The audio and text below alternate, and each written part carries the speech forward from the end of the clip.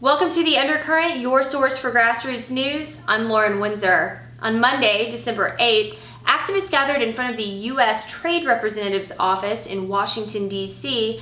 to protest the Trans-Pacific Partnership, a huge and secretive trade treaty involving 11 different countries in the Asia-Pacific region. The deal has been under negotiation for 6 years, but was recently re-energized with the Republican takeover of the Senate. The TPP has frequently been cited as one of the few areas of possible collaboration between the GOP and President Obama. Trade agreements. The President and I were just talking about that right before I came over here. Most of his party is unenthusiastic about international trade. We think it's good for America. And the President and I discussed that right before I came over here. And I think he's interested in moving forward. I said, send us trade agreements. We're anxious to take a look at them. Opponents of this treaty have called it NAFTA on steroids for its potential to further erode American jobs to outsourcing and as a massive giveaway to multinational corporations. The TPP, in sum, for those who haven't heard about it, Trans-Pacific Partnership, basically just think NAFTA on steroids with the whole world. Think corporate power tool, as in, everything you care about is going to get screwed. It is the current corporate Trojan horse. And the reason why it actually is a great organizing opportunity for progressives is actually, unfortunately, why it's so damn dangerous. It cuts across almost any issue, value, or goal any sentient human being in this country might actually care about. After the rally, I spoke with Ben Beachy, the research director for Public Citizens Global Trade Watch, the most vocal organization in opposition to the TPP. What are some of the most controversial aspects of the trade deal?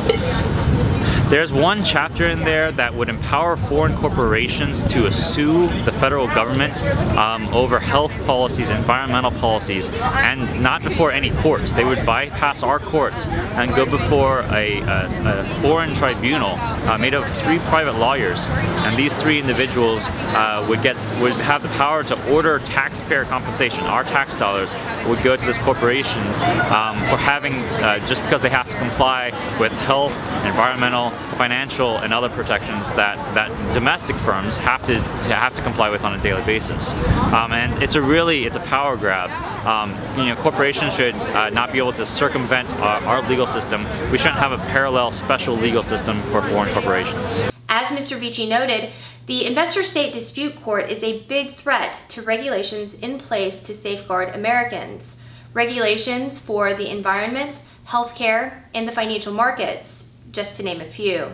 To make matters worse, President Obama is seeking fast-track authority to push through the treaty without amendment from Congress. This rally here today is organized to stop fast track. Right. What is the significance of fast track to passing the TPP? So fast track is basically the authorizing legislation. It removes much of the congressional debate needed to pass the Trans-Pacific Partnership, and in the process it limits Congress's ability to amend it, as well as limits the amount of time that they have to actually review it. More and more Americans are waking up to the reality of ever-expanding corporate power encroaching on their lives.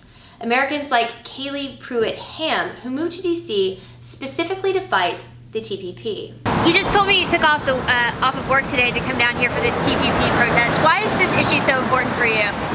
It's so important to me because Walmart, Cargill, Monsanto, and all of these huge corporations who, by their design, have the interest of the 1% and very, very few wealthy people at heart. And that's what drives everything that they do, not the good of all people, not the rights of people to have healthy, afford medications, or to be able to afford education, or all of the necessities of life. And I used to think that economics was so boring. I wouldn't pay attention to it. It was something that happened to the side. But when I started focusing on the root causes of war and the root causes of poverty, I realized you cannot ignore things like this. The free trade agreements like NAFTA, the North American Free Trade Agreement, was the root of our forced migration crisis, where we have millions of people coming from Mexico to the United States because of poverty. It's the root cause of war. It's going to be a huge deal. So no matter what issue you care about, you should care about the TPP. Bottom line, this so-called free trade deal is rather costly. Far from being beneficial to the American public, the TPP will further entrench the power of multinational corporations to profit at the expense of the American taxpayers. President Obama may want to pass this treaty as a hallmark of his administration in its waning days, but in doing so, he may well burnish his reputation as the Democratic errand boy of Wall Street. I'm Lauren Windsor. Thanks for watching. Get pulled in to the Undercurrent. Undercurrent under the surface makes the mainstream get so nervous. It's time for purpose, for news to serve us, not with propaganda they use to hurt